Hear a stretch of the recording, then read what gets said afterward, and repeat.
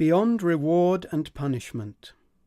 This essay appears in a collection of essays called Possible Minds, published by Penguin Press in February 2019. Epigraph. First Murderer. We are men, my liege. Macbeth. Aye, in the catalogue ye go for men, as hounds and greyhounds, mongrels, spaniels, curs, choughs, water rugs, and demi-wolves are clept all by the name of dogs. William Shakespeare. For most of our species' history, our ancestors were barely people. This was not due to any inadequacy in their brains. On the contrary, even before the emergence of our anatomically modern human subspecies, they were making things like clothes and campfires using knowledge that was not in their genes. It was created in their brains by thinking and preserved by individuals in each generation imitating their elders. Moreover, this must have been knowledge in the sense of understanding, because it is impossible to imitate novel, complex behaviors like those without understanding what the component behaviors are for. Footnote. Aping, imitating certain behaviors without understanding, uses inborn hacks such as the mirror neuron system, but behaviors imitated in that way are drastically limited in complexity. See Richard Byrne, Imitation as Behavior Parsing. Such knowledgeable imitation depends on successfully guessing explanations, whether verbal or not, of what the other person is trying to achieve and how each of his actions contributes to that. For instance, when he cuts a groove in some wood, gathers dry kindling to put it in, and so on. The complex cultural knowledge that this form of imitation permitted must have been extraordinarily useful. It drove rapid evolution of anatomical changes such as increased memory capacity and more gracile, less robust skeletons, appropriate to an ever more technology-dependent lifestyle. No non-human ape today has this ability to imitate novel, complex behaviors, nor does any present-day artificial intelligence. But our pre-sapiens ancestors did. Any ability based on guessing must include means of correcting one's guesses, since most guesses will be wrong at first. There are always many more ways of being wrong than right. Bayesian updating is inadequate because it cannot generate novel guesses about the purpose of an action, only fine-tune or at best choose among existing ones. Creativity is needed. As the philosopher Karl Popper explained, creative criticism interleaved with creative conjecture is how humans learn one another's behaviors, including language, and extract meaning from one another's utterances. Those are also the processes by which all new knowledge is created. They are how we innovate, make progress, and create abstract understanding for its own sake. This is human-level intelligence, thinking. It is also, or should be, the property we seek in artificial general intelligence, AGI. Here, I'll reserve the term thinking for processes that can create understanding, explanatory knowledge. Popper's argument implies that all thinking entities, human or not, biological or artificial, must create such knowledge in fundamentally the same way. Hence, understanding any of those entities requires traditionally human concepts such as culture, creativity, disobedience, and morality, which justifies using the uniform term people to refer to all of them. Misconceptions about human thinking and human origins are causing corresponding misconceptions about AGI and how it might be created. For example, it is generally assumed that the evolutionary pressure that produced modern humans was provided by the benefits of having an ever greater ability to innovate. But if that were so, there would have been rapid progress as soon as thinkers existed, just as we hope will happen when we create artificial ones. If thinking had been commonly used for anything other than imitating, it would also have been used for innovation, even if only by accident. And innovation would have created opportunities for further innovation, and so on exponentially. But instead, there were hundreds of thousands of years of near stasis. Progress happened only on timescales much longer than people's lifetimes, so in a typical generation, no one benefited from any progress. Therefore, the benefits of the ability to innovate can have exerted little or no evolutionary pressure during the biological evolution of the human brain. That evolution was driven by the benefits of preserving cultural knowledge. Benefits to the genes, that is. Culture in that era was a very mixed blessing to individual people. Their cultural knowledge was indeed good enough to enable them to outclass all other large organisms. They rapidly became the top predator, etc., even though it was still extremely crude and full of dangerous errors. But culture consists of transmissible information, memes, and meme evolution, like gene evolution, tends to favor high-fidelity transmission. And high-fidelity meme transmission necessarily entails the suppression of attempted progress. So it would be a mistake to imagine an idyllic society of hunter-gatherers, learning at the feet of their elders to recite the tribal lore by heart, being content despite their lives of suffering and grueling labor, and despite expecting to die young and in agony of some nightmarish disease or parasite. Because even if they could conceive of nothing better than such a life, those torments were the least of their troubles, for suppressing innovation in human minds, without killing them, is a trick that can be achieved only by human action, and it is an ugly business. This has to be seen in perspective. In the civilization of the West today, we are shocked by the depravity of, for instance, parents who torture and murder their children for not faithfully enacting cultural norms, and even more by societies and subcultures where that is commonplace and considered honorable, and by dictatorships and totalitarian states that persecute and murder entire harmless populations for behaving differently. We are ashamed of our own recent past, in which it was honourable to beat children bloody for mere disobedience, and before that, to own human beings as slaves, and before that, to burn people to death for being infidels to the applause and amusement of the public. Steven Pinker's book, The Better Angels of Our Nature, contains accounts of horrendous evils that were normal in historical civilizations. Yet even they did not extinguish innovation as efficiently as it was extinguished among our forebears in prehistory for thousands of centuries. Footnote: Matt Ridley, in The Rational Optimist, rightly stresses the positive effect of population on the rate of progress. But that has never yet been the biggest factor. Consider, say, ancient Athens versus the rest of the world at that time. That is why I say that prehistoric people, at least, were barely people.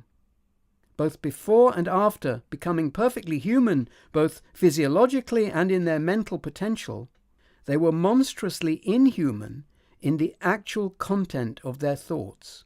I'm not referring to their crimes, or even their cruelty as such. Those are all too human. Nor could mere cruelty have reduced progress that effectively. Things like the thumbscrew and the stake for the glory of the Lord, would normally have taken effect long before they were in danger of inventing heresies. From the earliest days of thinking onward, children must have been cornucopias of creative ideas and paragons of critical thought. Otherwise, as I said, they could not have learned language or other complex culture. Yet, as Jacob Bronowski stressed in The Ascent of Man, for most of history, civilizations have crudely ignored that enormous potential. Children have been asked simply to conform to the image of the adult. The girls are little mothers in the making. The boys are little herdsmen.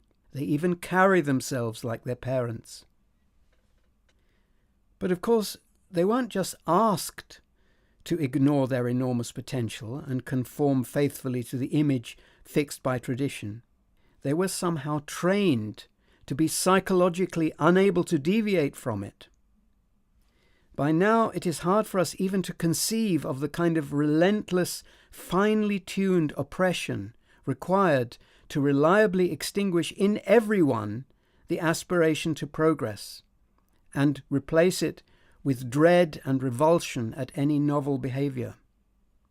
In such a culture, there can have been no morality other than conformity and obedience, no other identity than one's status in a hierarchy, no mechanisms of cooperation other than punishment and reward, so everyone had the same aspiration in life, to avoid the punishments and get the rewards. In a typical generation, no one invented anything, because no one aspired to anything new, because everyone had already despaired of improvement being possible. Not only was there no technological innovation or theoretical discovery, there were no new world views, styles of art, or interests that could have inspired those. By the time individuals grew up, they had in effect been reduced to AIs, programmed with the exquisite skills needed to enact that static culture and to inflict on the next generation their inability even to consider doing otherwise. A present-day AI is not a mentally disabled AGI, so it would not be harmed by having its mental processes directed still more narrowly to meeting some predetermined criterion. Oppressing Siri with humiliating tasks may be weird, but it is not immoral, nor does it harm Siri.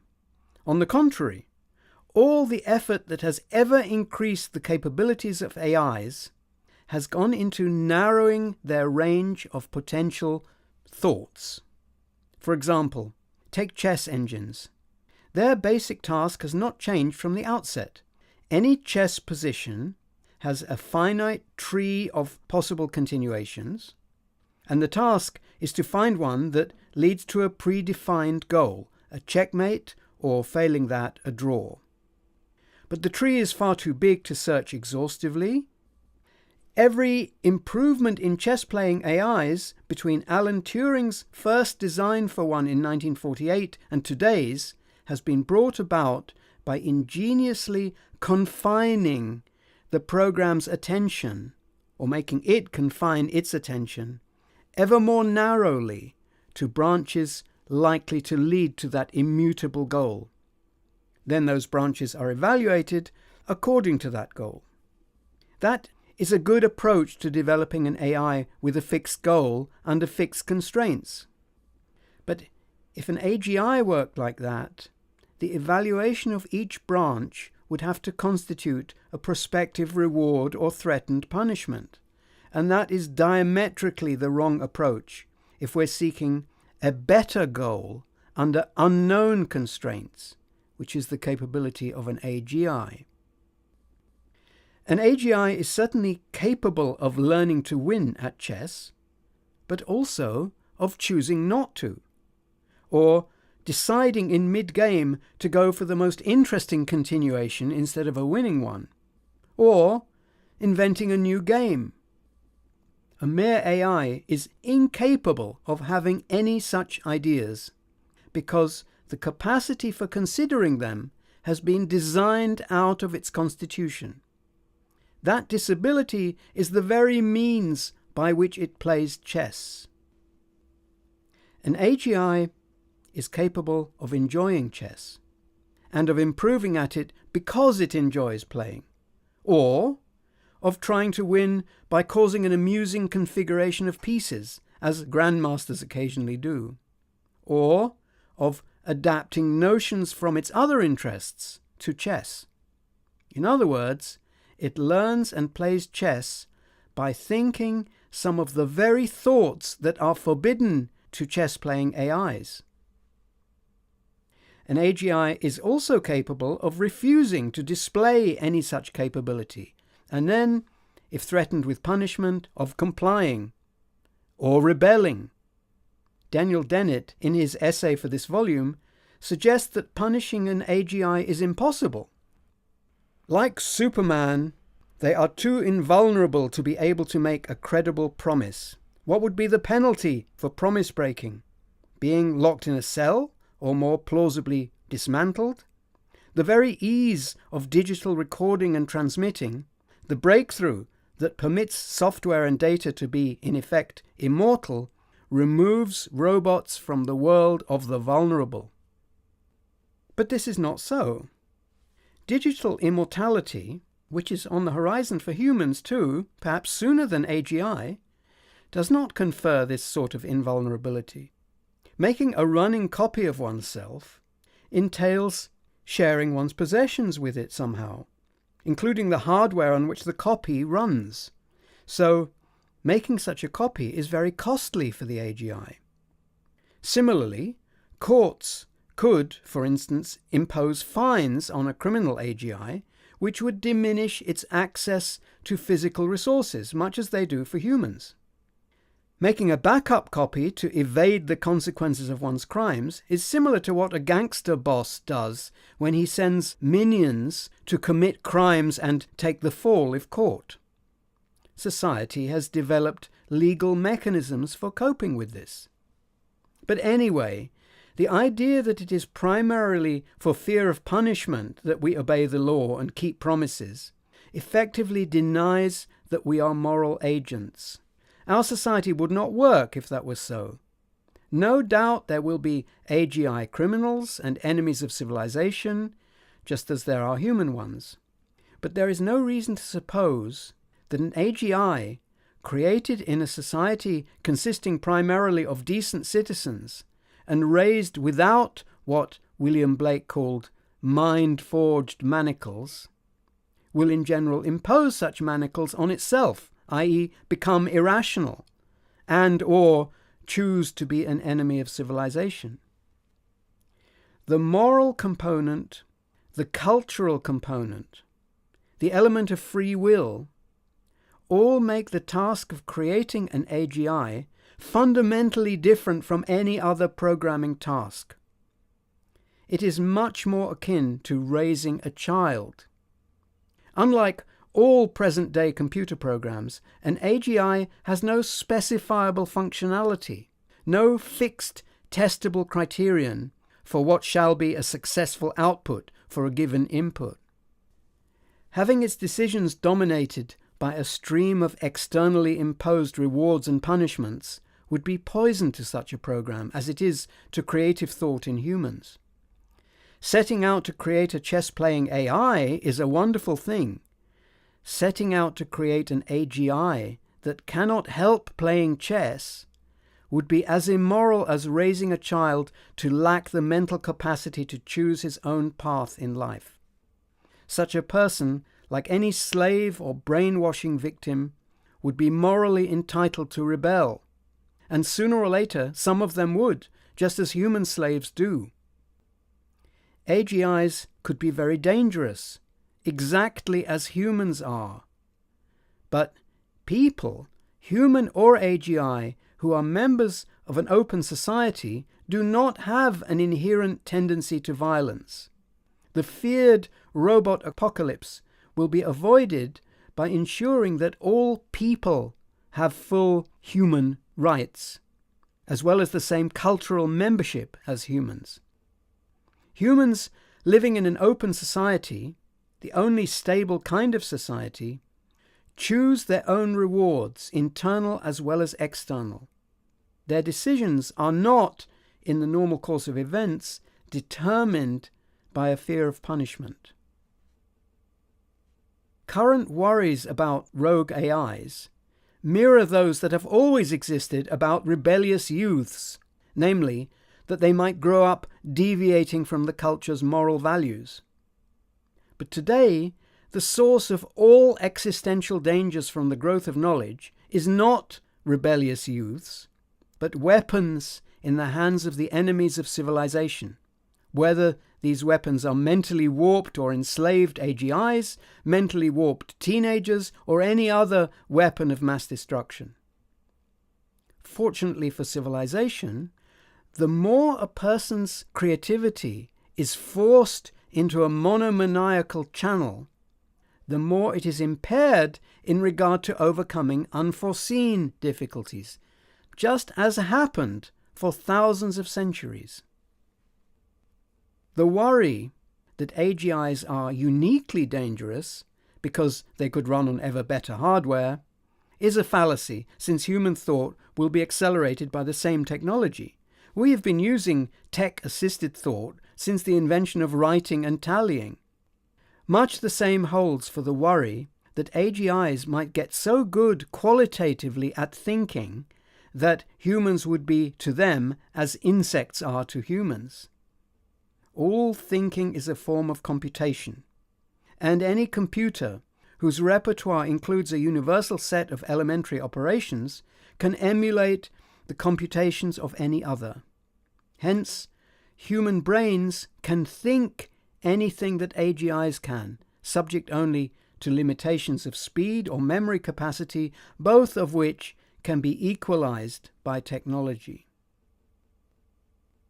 Those are the simple do's and don'ts of coping with AGIs.